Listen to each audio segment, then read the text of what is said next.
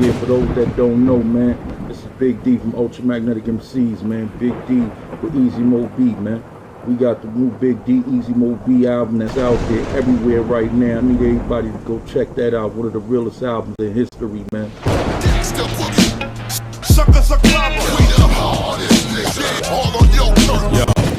True motherfucker, Thug Nation alert. Keep his name on the streets till you lay in the dirt.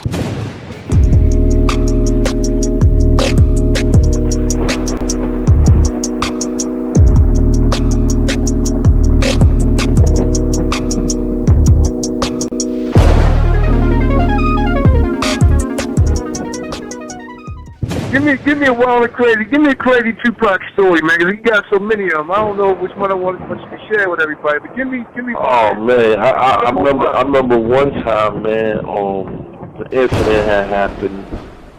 We going through the Harlem Tunnel, man. These niggas got the MPV door open with motherfucking music bumping. Who you had the truck with him?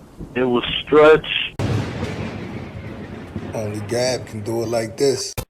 Yo, YouTube, what up? Show me Gab, I'm in the building. And this is Machiavelli Media. Today, I got on the show Big D from the Ultramagnetic MCs. Big D, what up? Yo, what's good with you, big homie? How you been, man? Oh, man, I'm maintaining, man.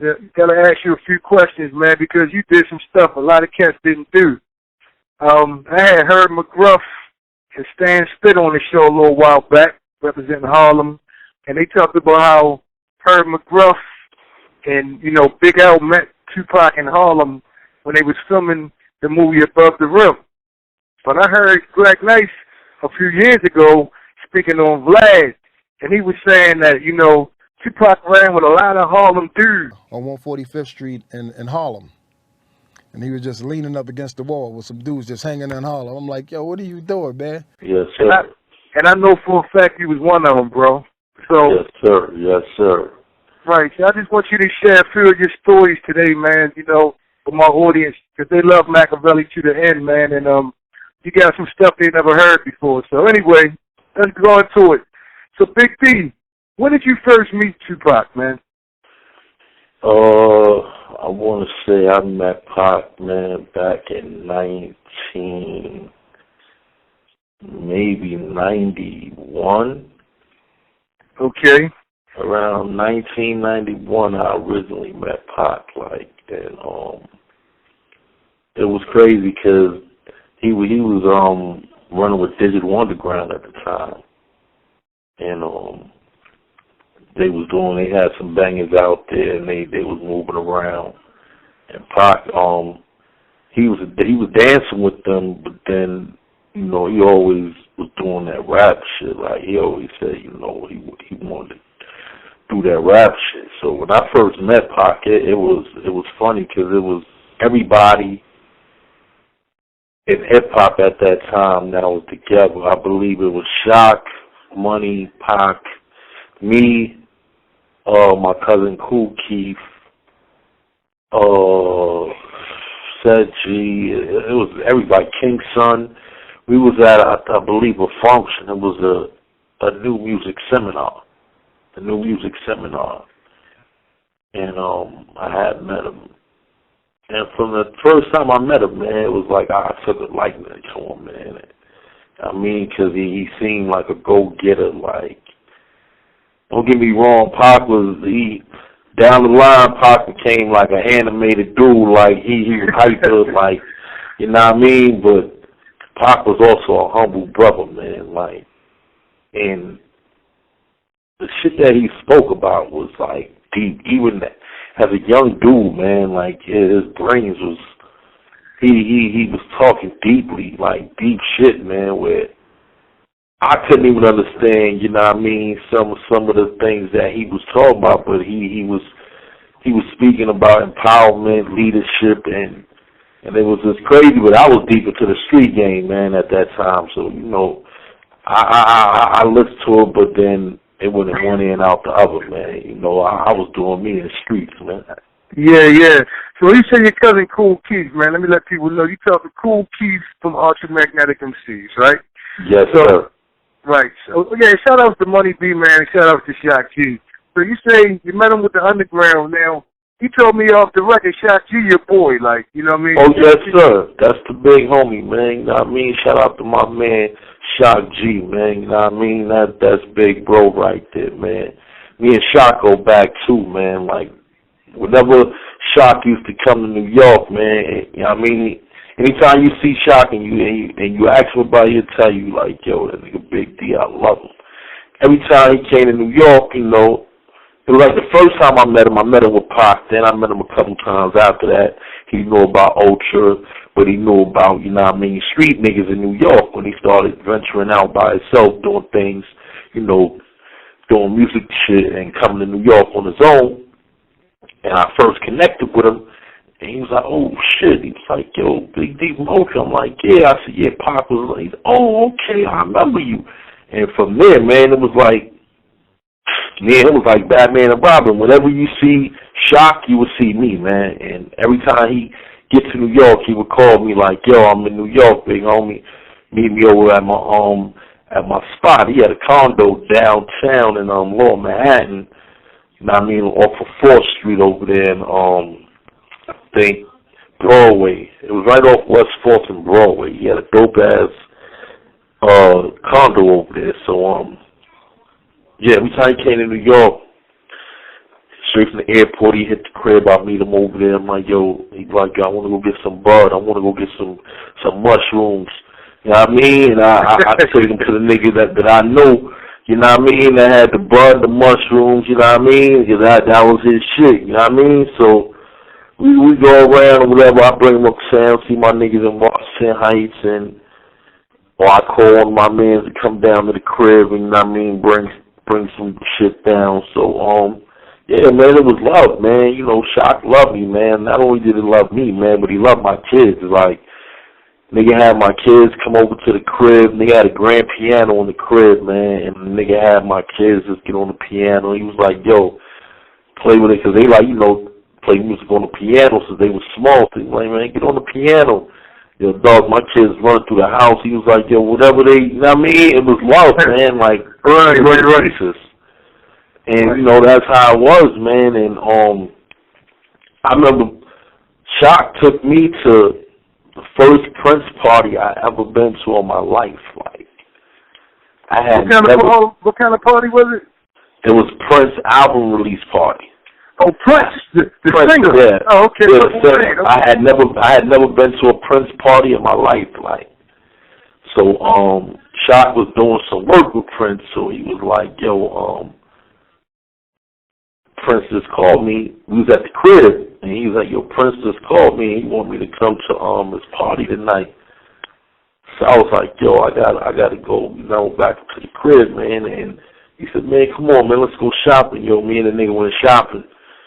And then we hit the studio for a minute, and then straight from the studio we went and met up with Prince.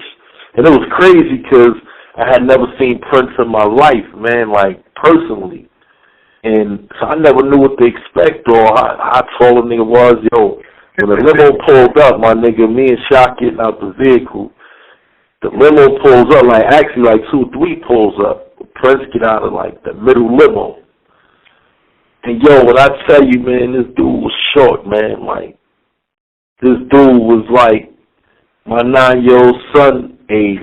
Like, they was the same height, my nigga. And I'm looking at this guy, and I'm like, yo, man, my son is like, what, 5 feet? And he 9. So I'm looking at Prince like, yo, this nigga here is small like a motherfucker. So I'm like, but he was, you know what I mean? He was a humble dude, so he seen Shock, and they talked, and then Shock introduced him to me. Shock was like, yo, remember the hip-hop group Ultra Magnetic? And, you know, he was familiar with, you know what I mean, like Ego Tripping and Keith, but just me being with Shock, it was love, you know what I mean? And then we got to talking. I think it was for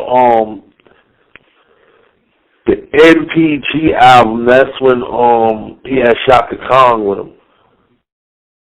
Not Shaka. What's that? I forgot this lady.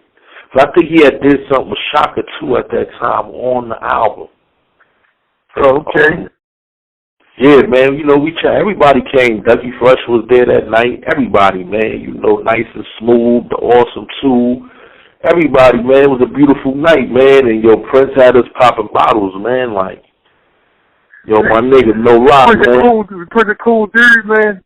Yo, Prince was a cool dude, man. Like, yo, this is the first time I have ever been around dude, man. So, you know, I had heard he was snobby and nigga was this and that, but yo, when I met him, I didn't see none of that, man.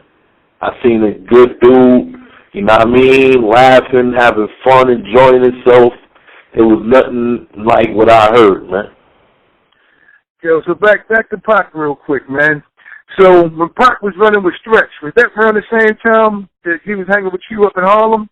Yeah, yes, sir. Yes, sir. Stretch was my man, too, man. God bless the dead, man. You know what I mean? Rest in peace, Big Stretch, man.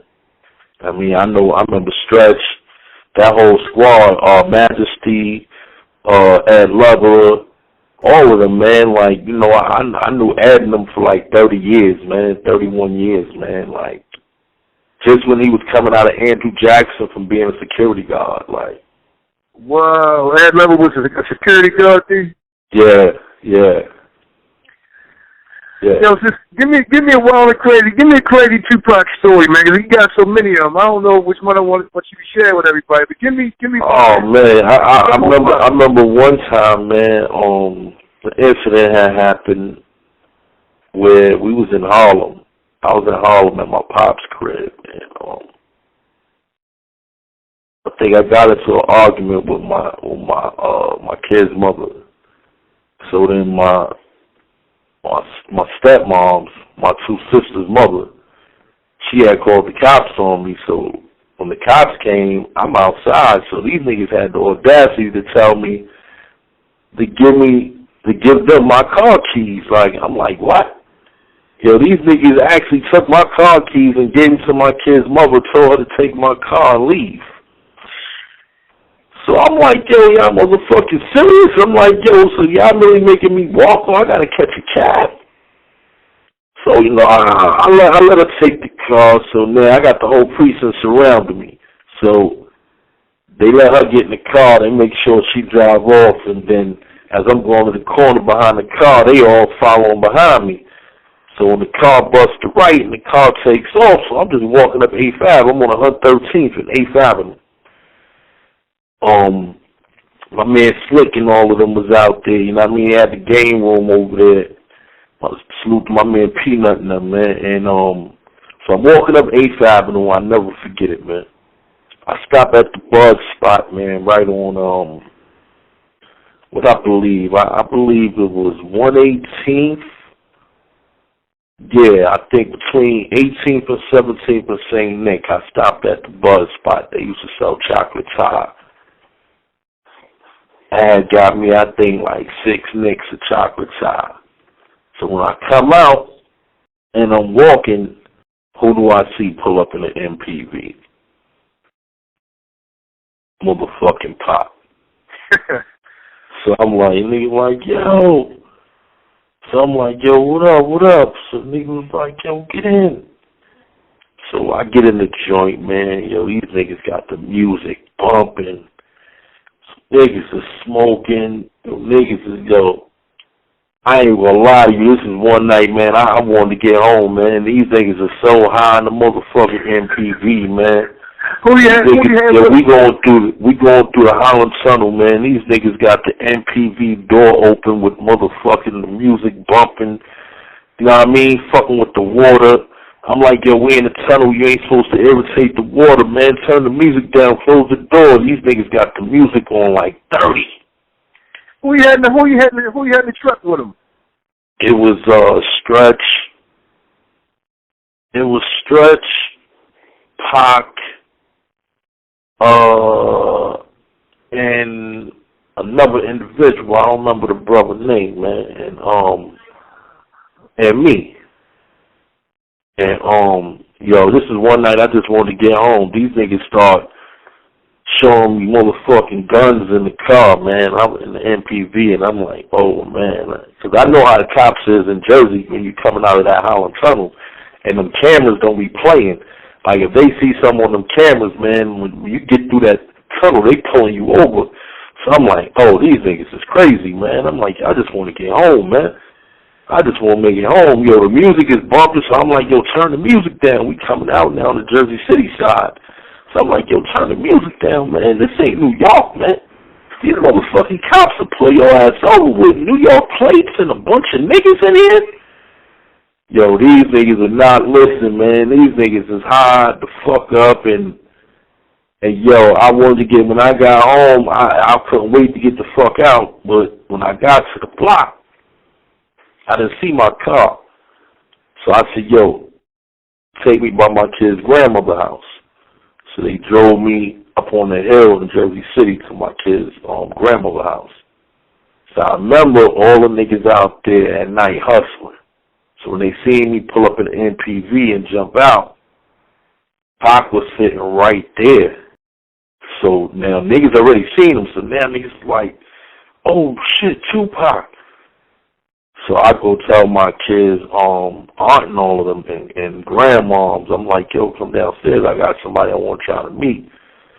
So their grandma was like, who you want me to meet? I said, I got a very good friend downstairs, come down. So she said, who's down there? So I said, it's Tupac.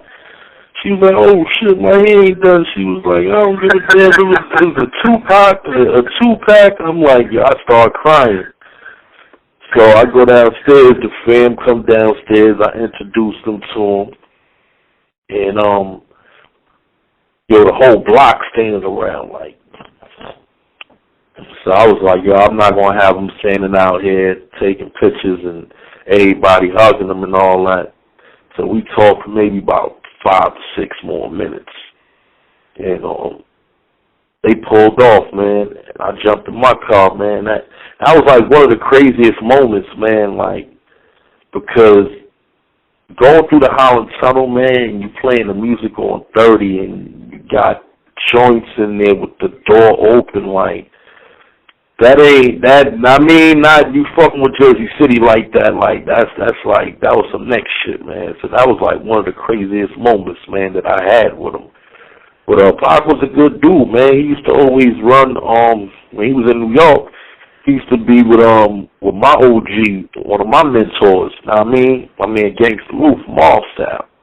That's who I was under when I was young. So whenever Pac would come around, he come fuck with us, man, and we would take him around to all the restaurants in the hood and all that. Niggas go to Pans and hot pots, all type of shit, man. Hang out in the hood, man. It was all love, man. Like, you know what I mean? The hood see Pac with niggas, man. It was all love, man.